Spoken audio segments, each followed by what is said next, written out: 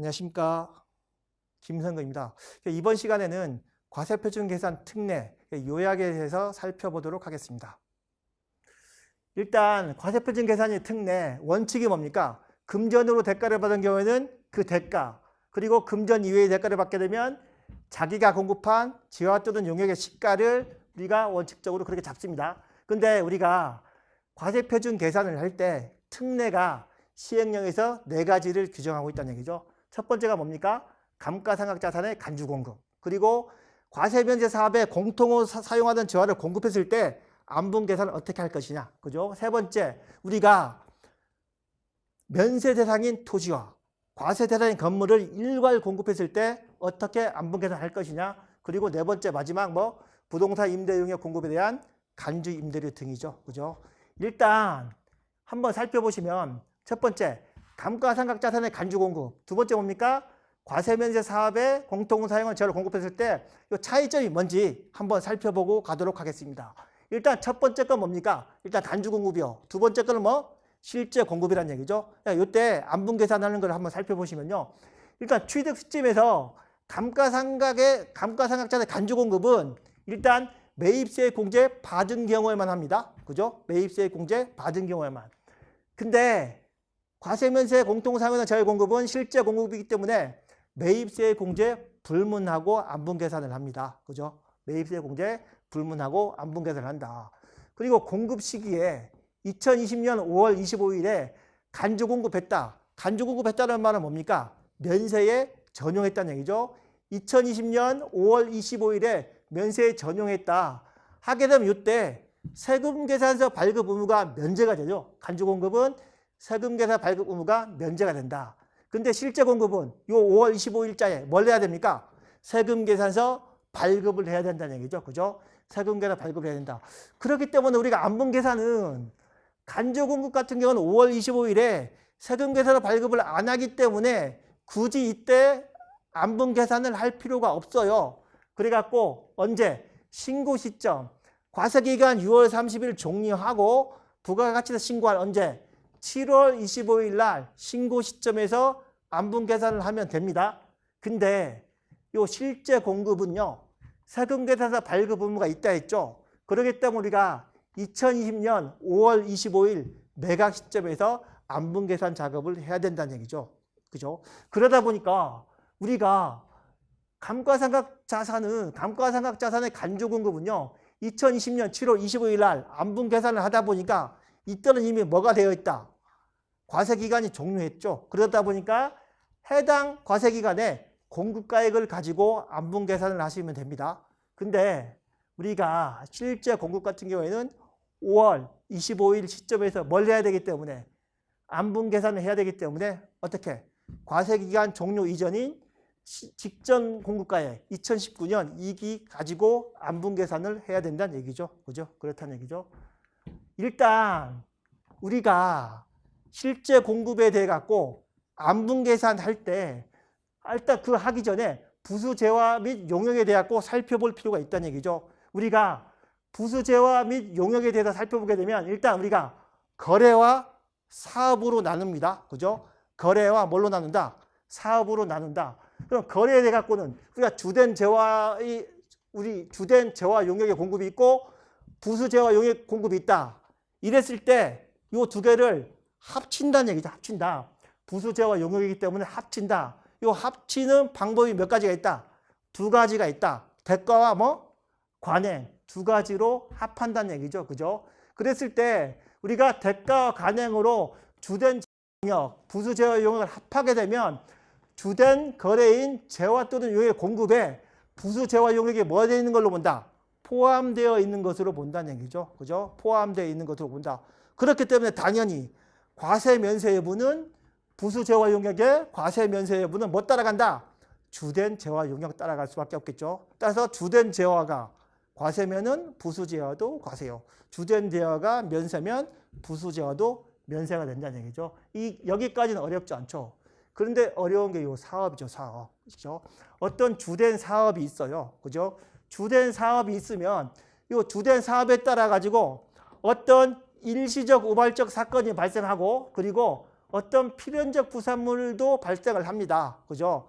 우리가 일시적 우발적 사건, 필연적 부산물이 생겼을 때 요때는 요 두 가지 사건은 주된 사업과 뭘로 본다? 별도의 공급으로 봅니다. 그죠? 별도의 공급으로 보는데 단지 과세 면세부는 뭐 따라가라? 주된 사업 따라가라는 얘기죠. 그죠? 주된 사업을 따라가라. 근데 여기서 우리가 일시적 우발적 사건을요, 따로 떼어내서 한번 살펴보시면 이렇다는 얘기죠. 그죠? 우리 일시적 우발적 공급, 요 자체가 면세 대상이게 되면 그냥 면세되는 겁니다. 따라서 우리가 토지와 건물을 일괄 공급했을 때 토지의 공급은 면세 아닙니까? 면세기 때문에 주된 사업 여부와 불문하고 토지의 공급은 무조건 뭐가 되는 것이다? 면세가 되는 것이다. 근데 우리가 과세 대상, 건물의 공급은 약간 다르다는 얘기죠. 건물의 공급은 그 자체가 과세 대상이지만, 그죠? 주된 사업이 과세 사업이었다. 그렇게 되면 뭐 하는 것이고? 과세하는 것이고요. 면세 사업에 사용하던 건물이다. 하게 되면 면세하는 것입니다. 그죠? 근데 겸용사업자가 사용하던 건물이다 하게 되면 당연히 뭘 해야 된다? 안분 계산을 해야 된다는 얘기죠. 뭘 한다? 과세표준 안분 계산을 하셔야 된다. 여기 일시적 우발적 과세 대상을 공급했을 때 안분 계산하는 방법을 지금부터 배우게 되는 것이죠. 그죠? 일단 과세 면세 사업에 공통 사용하던 재화를 공급했다. 그러면 트럭을 매각했습니다. 그죠? 트럭을 매각했어요. 이 트럭 자체는 과세 대상이죠. 그죠? 과세 대상 트럭을 매각했을 때 이거를 과세할 거냐 말 거냐는 뭐 따라간다고요? 주된 사업 따라가시면 된다. 그죠? 주된 사업 따라간다. 의료업자가 매각했다. 그렇게 되면 이 트럭 매각에 대해서 과세하는 것이고요. 쌀 도매업자, 면세 사업자가 매각을 했다. 그렇게 되면 면세. 아니다. 탐나마트, 겸용사업자가 매각을 했는데 그 귀속이 과세인지 면세인지 불분명하다. 그럼 어떻게 한다? 해당 재화의 공급가액을 안분하는데 무엇으로 한다? 공급가액으로 한다는 얘기죠. 공급가액. 근데 문제는요. 우리가 트럭을 매각했을 때 매각일에 뭘 발급해야 돼요? 세금 계산서를 발급해야 된다는 얘기죠. 그러다 보니까 우리가 공급가액을 안분하는데 해당 과세기간이 아니고 언제? 직전 과세기간에 과세공급가액과 면세공급가액 비율로 안분하시면 된다는 얘기죠. 이게 두 번째 거죠. 두 번째. 세 번째, 부동산 일괄 공급했을 때 어떻게 과세표준을 안분할 것이냐. 요거는 이 트럭과 약간 다릅니다. 트럭은 과세 대상이었죠. 근데 요거는 일괄 공급하는 대상이 토지, 면세도 있고 뭐 건물 과세도 있다는 얘기죠. 그죠? 토지 면세도 있고 건물 과세도 있다. 이랬을 때 총 실질 거래 가액이 있습니다. 그죠? 총 실질 거래 가액이 있다. 이 총 실질 거래 가액을 여기서는요. 토지와 건물 그 자체가 면세고 과세이기 때문에 요 자체에 뭐 갖고 안분한다? 기준시가 등 뭐 기준시가 기준가액 가지고 안분한다는 얘기죠. 토지 기준가액 더하기 건물 기준가액분의 건물 기준가액. 그렇죠. 근데 문제는요. 요 건물 기준가액이 있는데 분자에 요 건물이 만약에 그죠? 과세 사업에 사용하던 건물이면 이걸로 끝나요. 근데 요 건물이 겸용사업자가 사용하던 건물이다. 이 건물이 트럭과 같이 겸용사업자가 사용하던 건물이다. 하게 되면 분자에 건물 기준가액을 어떻게 해야 된다? 안분해야 된다는 얘기예요. 안분. 안분 어떻게 합니까? 당연히 직전 과세기간에 총 공급가액분의 뭐 직전 과세기간에 과세 공급가액만큼 안분한다는 얘기죠.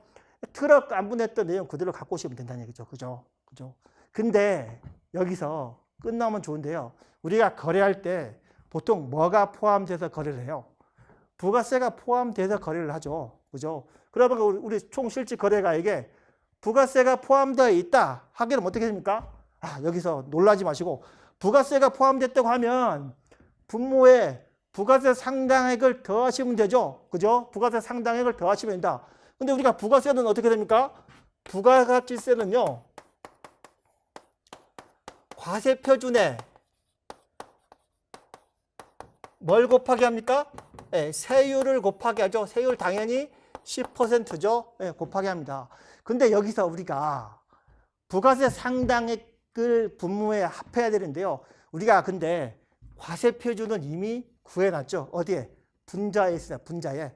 분자를 일단 부가세 포함됐다면 분자를 일단 이렇게 더하기 분자를 분모 쪽으로 내리시고요. 여기에다가 뭐만 곱하게 하면 된다? 세율 0.1만 곱하게 하시면 요게 토지와 건물을 일괄 공급했는데 부가세가 포함되어 있다 하는 산식이 완성이 되는 거죠. 부가세가 포함되어 있다고 하면 당황하지 마시고 우리가 과세표준, 분자에 있는 과세표준에다가 0.1 곱하기 한 것을 분모에 내리시기만 하면 된다는 얘기죠. 그죠? 내리시기만 하면 된다. 한번 사례로 살펴보시면요. 사례로 우리가 3억 500만 원, 그죠? 3억 500만 원에 2020년 4월 10날 3억 500만 원, 그죠? 3억 500만 원 VAT 포함해가지고 매각했다, 그죠? 했을 때 어떻게 안분계산할 것이냐 한번 살펴보시면요. 이렇다는 얘기죠. 일단 3억 500만 원, 그죠? 총 실질 거래가액이 있다는 얘기죠. 여기서 뭘로 안분해요? 일단 토지의 기준가액 더하기 건물의 기준가액분의 건물 기준가액만큼 과세를 한다. 근데 이게 겸용사업자, 약국사업자가 사용하던 건물이라는 얘기죠. 겸용사업자, 그죠? 약국은 대표적인 겸용사업자죠. 그러다 보니까 우리가 이 토지, 분자에 있는 건물에 대해 가지고 뭘 해야 된다? 안분을 해야 된다는 얘기죠. 뭘로? 직전과세기간 비율로. 직전과세 언제? 2019년 이익이죠. 우리가 2019년 이익이 2억 분에 얼마만큼만 과세해야 돼요? 5천만 원만큼만 과세해야 된다. 따라서 여기 2억 분에 얼마? 5천만 원을 곱하기 하는 거죠. 이러고 나서 이게 부가세가 포함되지 않았을 때의 산식이죠. 여기다가 부가세가 3억 5백에는 부가세가 포함되어 있으니까 이렇게 분자를 내리시고요. 그 다음 어떻게? 곱하기 0.1 하게 되면 산식이 완성되고 이 산식을 정리해 보시면 5천만 원이 된다는 얘기죠. 그렇죠? 5천만 원이 된다. 어렵지 않죠. 어렵지 않습니다. 지금까지 우리가 과세표준 계산 특례 요약 네 가지 중에 세 가지에 대해서 간편하게 살펴봤고요. 나머지 한 가지는 간주임대로니까 어렵지가 않을 것입니다. 일단 과세표준 계산 요약에 대해서 살펴보았습니다. 감사합니다.